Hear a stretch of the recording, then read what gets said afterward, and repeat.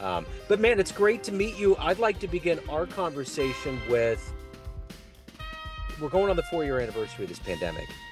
How did you survive the pandemic and how did it subsequently change you? Yeah, great question.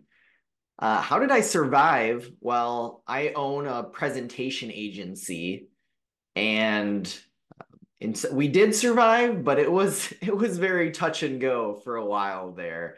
I use the analogy where you're at an airport and you see everything's on time. So we work with our clients on a lot of events, so high stakes executive keynotes and sales presentations, corporate templates, and a lot of our big ticket client items are for these events.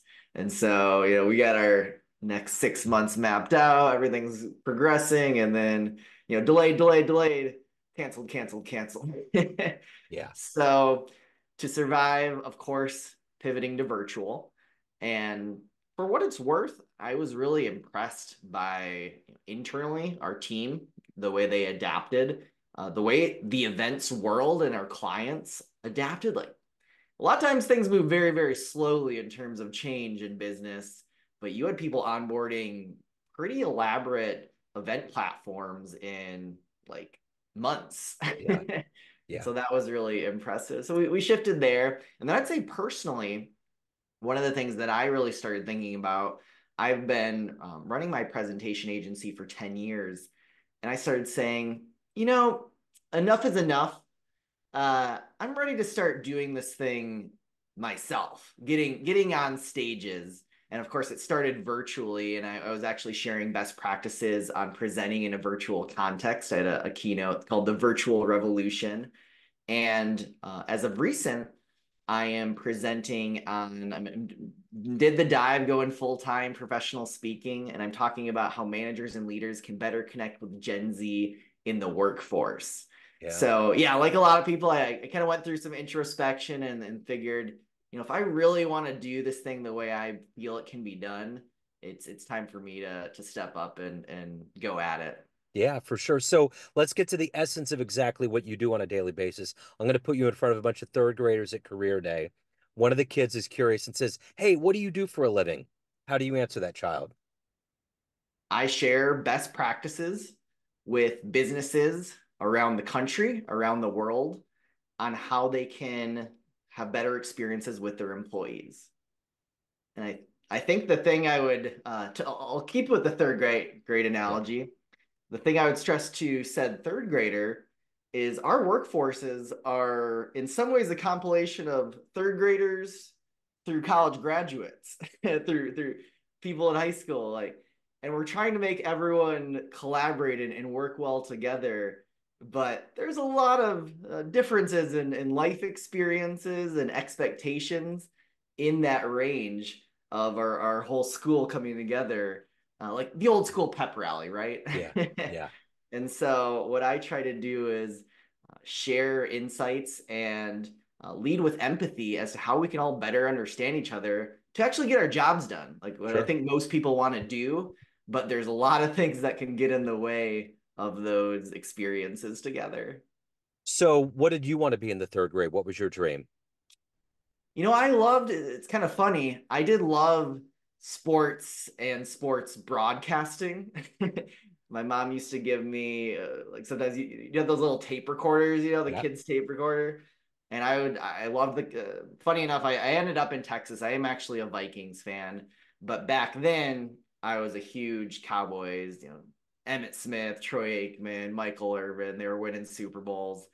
And so I would just get on that little mic and rattle off some made up commentary based on John Madden and Pat Summerall and the legends that I'd been listening to. So in some ways, I'm getting to do what I wanted to, which is to speak and to be in front of audiences and share exciting messages. Yeah, for sure. That's what I wanted to get into. My dream was to get to Bristol, Connecticut and get to the Sports Center set. So I know I get it. Nice, nice. Yeah. So let me ask you this. How did you get to this point where public speaking and helping people and this entire realm of communications, how did this become your passion and grow into who you are today? Yeah, that's a great question, Joe. For me, I find it's a very linear path from my first job to where I'm at now. I started actually, it was in the Twin Cities in Minnesota, and one of my first jobs was outside sales. And so I was traveling all over the Midwest to world-class cities like Kansas City and Overland Park, Missouri. Overland Park is in Kansas. Kansas, yeah, yeah, and yeah, yeah. No, it's all and good. Kansas City, Missouri. And I was presenting on a daily basis. And I quickly realized that this medium of presentations and literally my slideshow tool, those were the most powerful, most critical assets to my professional success. And I always thought that, in college, you see your professors and they give these antiquated looking PowerPoints and very little engagement. And I always expected, okay, once I get to the real world, like I'm gonna start seeing some of those world class presentations that I've seen on the movies, and really wasn't the case. Yeah, I saw the same old kind of slideshows, death by PowerPoint. Ironically, I felt like the bigger the company, the worse the deck in a lot of times. yeah, And I just felt there's so much opportunity here. And so I started tinkering with the way I was delivering my presentations. And I started trying to build a lot more interactivity and two-way experiences. That led me to finding a software called Prezi. Have you ever heard of? Did you ever yeah, use? Okay, yeah. so Prezi was a PowerPoint alternative. It was a little bit more with spatial movement, and I Hmm. found it really powerful because you could illustrate concepts in a way that a very linear, flat deck doesn't quite capture. Yeah, And so, one of my talks ended up winning the Best Business Prezi of the Year award. I became a Prezi expert. That accidentally became a presentation agency, which is what I've been running the last 10 years, where we've been working with clients around the world. And I decided recently, as I mentioned, I need to get back to my roots of I can only encourage my clients to do so much. And sometimes they take me up on it, but a lot of times they're just a little risk averse to really try to create dynamic, interactive experiences. And so now I'm back in on stages talking to professionals at conferences around the world. what's the best speech that you've ever seen with your own eyes? Ooh, the best speech. I have to say, Simon Sinek's the Lead with Why, like the original TED Talk, is one Yeah, that really jumps out to me as taking something, well, like, one, just for its impact on the world. Like yeah, very few people have not heard of that. But yeah, taking something, I think this is the big challenge that we all struggle with, especially in business presentations, is we have all these abstract concepts and we're trying to illustrate them in a way that not only makes sense, but also they'll remember like a few days from now when they get back yeah, from the conference. And so the way he took this abstract idea and a simple graphic, something that people can remember and refer back to, and then of course all the resources around it, that off the top of my head, that's one that really I think had an amazing impact and shows the power of a really effective presentation. for sure. So, what's the best advice you've ever gotten? Ooh, the best advice I've ever gotten. Um, I have to say again, sticking to the realm of communications and presentations is you have to hook them. You have to engage them immediately if possible. Yeah, And that's something that I've gotten that advice really as I delve into different realms, like in present day, things like TikTok, where we're seeing how people want that immediacy. And again, when you kind of contrast that with the classic approach to communications, which is a lot of times like, here's an about me page, blah, blah, blah, blah, blah. Here's my resume. I'm sure you wanted to read through that with me. yeah, Okay. Here's our about us company page. All right. Here's our 100 years of history of our organization. The last 5 minutes of our talk, don't worry, we'll get to like why you called this meeting with me. Um, yeah. Getting them, hooking them, and approaching it from more of an entertainment perspective. That's something that I can't say it was like directly from one individual, but I've grabbed pieces of that from different people in the communications world on my journey. Yeah. So who's been a hero for you, an inspiration in your life? Ooh, a hero, an inspiration. Um, I have to say, honestly, let me circle back to that one, Joe. It's Okay, not that I don't, but that's uh fine. different people kind of mulling about there. So yeah, let me cycle back if you don't mind. Sure. No, that's totally fine. So let me ask you this. If you could meet one fascinating person alive on the planet right now and spend a little time with them, who would it be? Hmm. Let me, I'm kind of going to go back to actually kind of to your last question a bit as well. I'd have to personally pick, and we don't always want to get political on some of these, Sure, but sure. Barack Obama Yeah, was just an amazing communicator and orator. yeah, I think many people would say that that was the main factor as compared to a lot of his political opponents at the time who sure. had much lengthier resumes. I think that a lot of people would say that his communication skills were one of the top things that led him to be a two-term president. Absolutely. So yeah, I mean, both just from the historical consequences and from his communications, I think that'd be an incredible experience. Yeah, I do too. So let me ask you this. Every day you wake up, you're running a company, you're helping people out, and you have to evolve as a human too. So what is that motivation for you to get all of this done every day? Yeah. Well, if I may, let me key in on that evolution part first, because I think that's like such a great point. And I honestly, leading up to the pandemic, did kind of feel that I was becoming a bit stagnant, having done that role for 7, 8 years. Yeah. And so I really did want to challenge myself to step out of my comfort zone. And I'll tell you, Joe, to really illustrate this, because this is something that I've been encouraging my my audience members to do is get out of their comfort zone, think of how we have to evolve with the incoming generations. I thought, I really need to follow that advice myself on stage. And so I recently debuted a TikTok dance that I perform in front of audiences. Nice. um, it's I'm not some amazing dancer, so this wasn't some like, oh, I'm really excited to show off. This was actually more stressful for me than actually giving any talk. Yeah. Probably required just as much practice. And I was hoping it would flop so that I could just shelve it, Yeah. but people actually seem to really like it. Is a different change up. But so on that evolution note, what motivates me? I just think there's so much more opportunity to connect and to create these to share our knowledge with other people. And like we go to so many conferences and you have a whole lot list of events and sessions you're attending, and it doesn't feel like anything very precious. Like you have that unlimited amount of that to do in the rest of your life.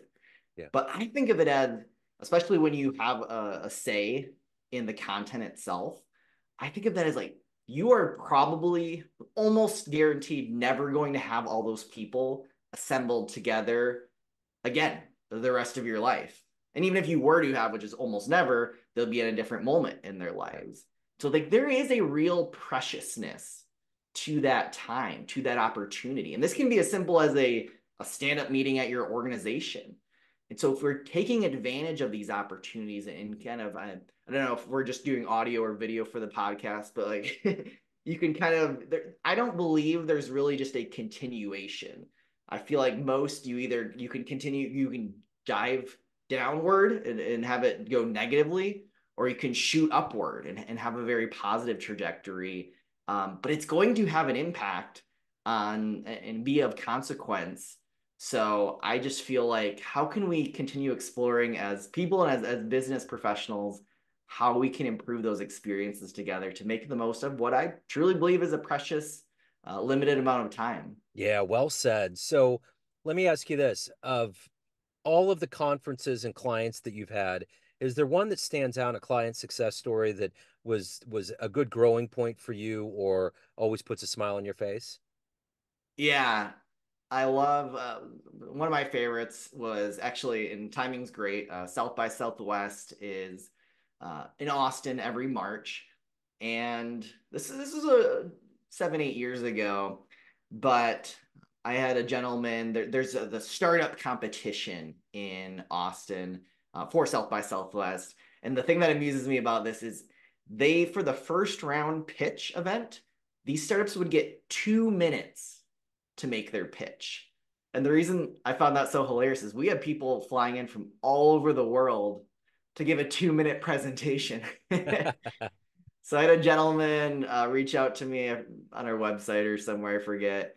He was flying from Stockholm, and they had prepared their presentation a certain way and found that there was a requirement in the way that they had to present, that they had to make some relatively significant changes in the next. He was presenting, I think, in 3 or 4 days from then. And so he said, okay, what I'm going to do, I'm about to jump on a flight to Amsterdam and then through to Texas. I'm going to send you our current materials. If you could look at them and start working on them, I'll sync again. I'll call you again when I'm in Amsterdam.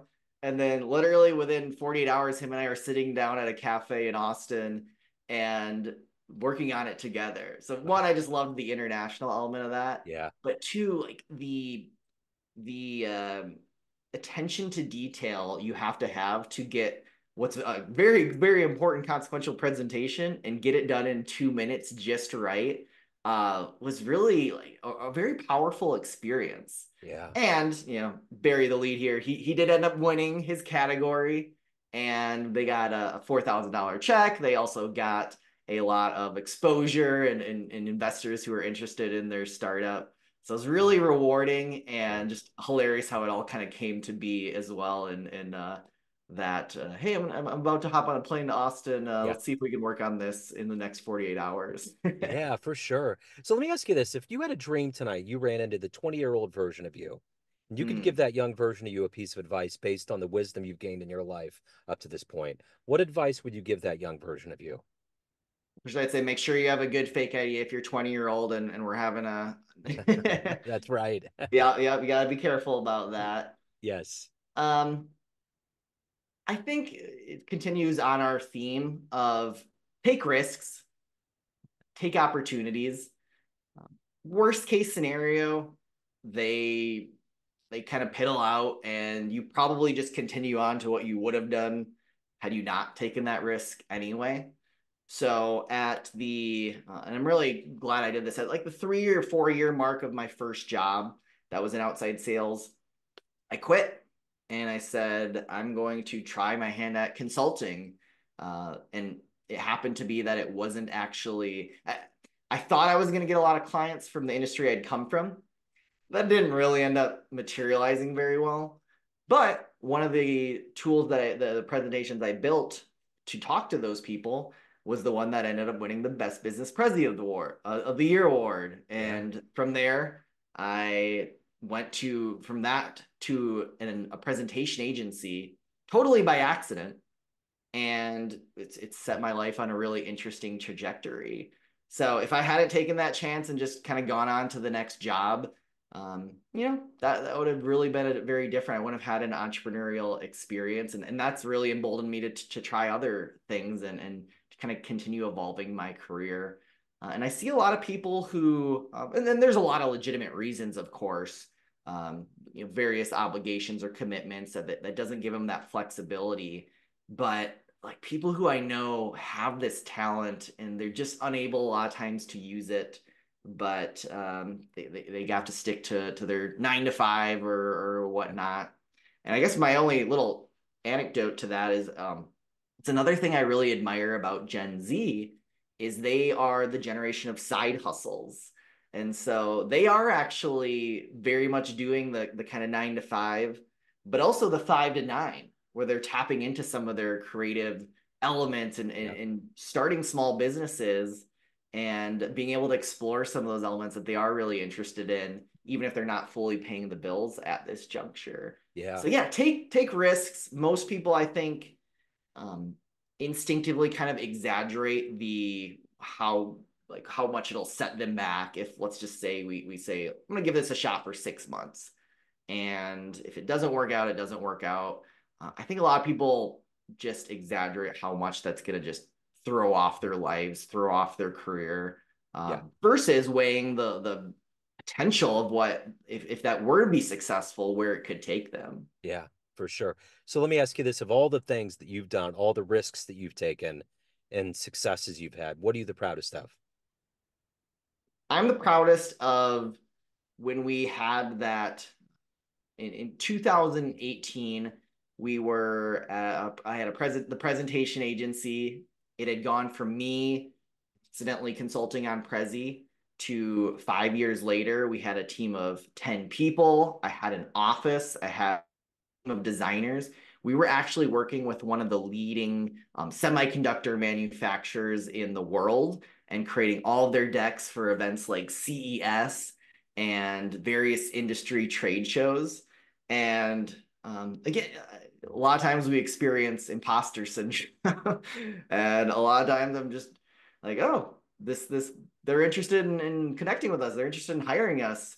Yeah, let's do this. Let's do this thing, and we were creating some of the best presentations they had ever had.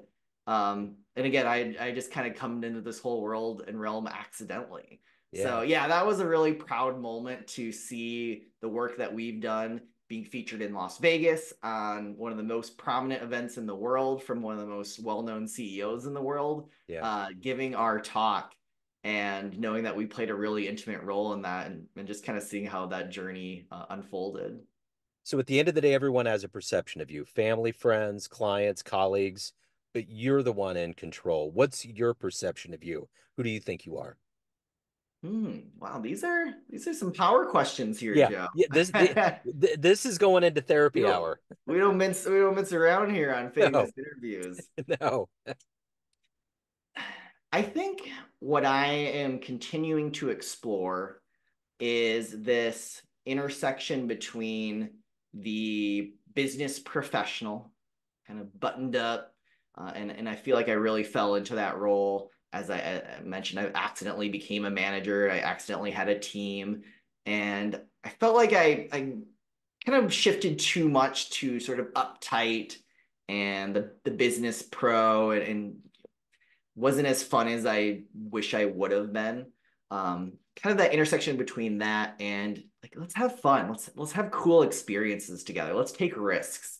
Yeah, And like I mentioned, one of my journeys on that just recently was debuting a TikTok dance in one of my talks. So I think I can sometimes even fool myself to like just get fixated on just what I'm expected to be, how I'm expected to show up, being a little bit more closed off, being a little bit more risk averse versus yeah, let's try this. Let's see what happens. yeah, I have found as I take more risks like that, especially on stage, even if it doesn't hit the mark perfectly, it's still kind of interesting. yeah, It's still kind of entertaining. It's different than someone who's not willing to take any risks and just stands behind a podium and delivers prepared remarks. yeah. So yeah, people are more gracious, I think, a lot of times than we give them credit for. So yeah, the perception of just being more playful, being more fun. I think I could continue working on that and changing that perception, not only of people who know me, but also to myself, and Yeah. not fool myself that I have to be limited to this kind of traditional way of being. And that's how you grow. I mean, that's the cornerstone of growth right there. So, Luke, if anyone wants to hire you, reach out, learn more about you, any of the good business, where do they go? Yeah. Luke Goetting is my name. I'm on LinkedIn. That's probably the best resource to find me with all my different pursuits. And we can put those in the show notes, Joe. Sure. Yeah. Cool. So yeah, last name's Getting, Goetting. It's a pretty unusual German name with some vowels hit here and there, so it's usually pretty easy to find me. Yeah. But yeah, please do connect if any of these topics are of interest to you, and I'd love to discuss further. This is wonderful. You're so dynamic and good at what you do, man. It just I it appreciate that. it emanates from you. Thank you, Luke, for your time. Thank you. Enjoy South by Southwest, man. Yeah, we're excited here. It very much does take over the city, Yeah, and but part of the fun is just wandering around, seeing what weird activations are happening. Oh, of this course. this place used to be a restaurant. now it's some crazy Spotify house. Like, kind of fun. Yeah, I mean, I love I have a jazz show. It's all about the improv, man. Just Yep, exactly. just start going out there and sniffing, and you're gonna find excitement. So it's out there for Love sure. that. Cool, Luke. Appreciate Thank you, man. appreciate the conversation, Joe. Yes, sir. Thank you, man.